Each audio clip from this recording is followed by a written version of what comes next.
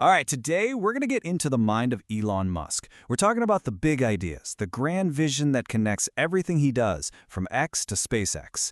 And it all starts with one surprisingly simple question. So for Musk, this isn't just some philosophical musing. This question, it's literally the foundation for everything. He thinks that before we can even hope to find the answers to the big stuff, we've got to get way better at figuring out what questions we should even be asking in the first place.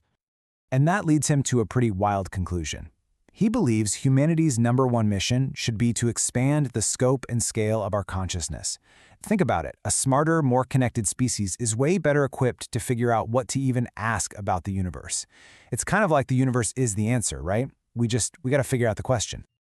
Okay, so how do you actually do that? How do you expand consciousness across the entire planet? Well, for Musk, the answer is pretty straightforward. You build the tools. You build the infrastructure that connects all of us and makes the information flow between us better and faster. And that brings us right to X, or what we all used to call Twitter. You see, in Musk's mind, the goal for X isn't to create just another doom-scrolling, dopamine-generating video feed. No, he sees it as a global town square, a place where we can have a real planetary-level conversation. And the whole point of this town square? It's to create a real collective consciousness. I mean, think about it like this. Your body is made of, 30 trillion cells? Each one is simple, but together they make, you. Musk's idea is that humanity can work the same way. One person, on their own, can't build a spaceship. But the human collective, for sure we can. But, a global town square doesn't really work if half the globe can't get in the door, right? And that's exactly where Starlink fits into the puzzle. It's the physical backbone for this whole idea. It's literally the plumbing, the infrastructure that's meant to bring the entire planet online, especially those rural or disaster-hit places that are usually left out.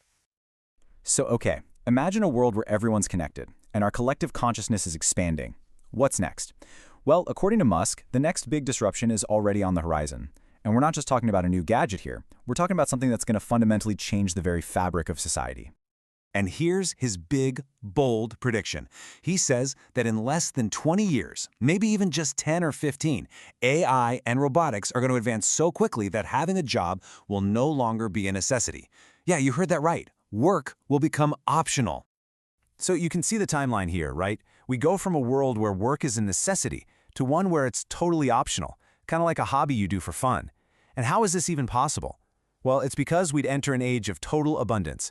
AI and robots can make anything and provide any service. This leads to something he calls universal high income. Not just basic, but high income for everyone. And this is where it gets really trippy. In a future where you can have basically any good or service you want, what happens to money? Musk argues that money itself becomes, kind of pointless.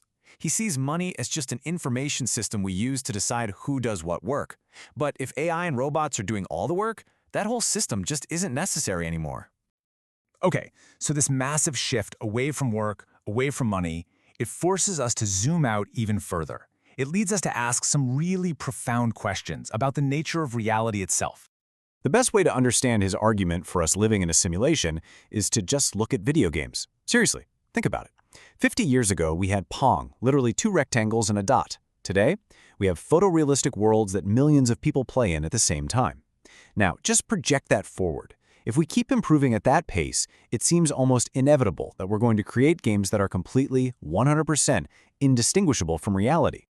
And that leads to the killer question, doesn't it? If any civilization eventually gets to the point where they can create billions of these hyper-realistic simulations, what are the odds that we, right here, right now, are in the one original base reality? According to Musk, the odds of that are vanishingly small. It's just a numbers game. So, after that trip to the very edge of philosophy, let's bring it all back down to earth. Because Musk boils this whole worldview down to a really simple, practical piece of advice for how to live and work right now. And here it is. His core advice for anyone, really, but especially for entrepreneurs, is this. Aim to make more than you take. The whole point isn't to chase money. The point is to focus on being a net positive for society, to create things that are genuinely useful. If you can create more value for other people than you consume yourself, he says, the success will naturally follow. And all of this leaves us with one final massive question.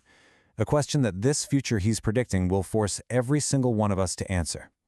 If AI and robots take care of all our needs, if work is just a hobby, then what gives our lives meaning? It brings us right back to the very question he started with, doesn't it? What's the point of it all when the basic struggle to survive is finally over?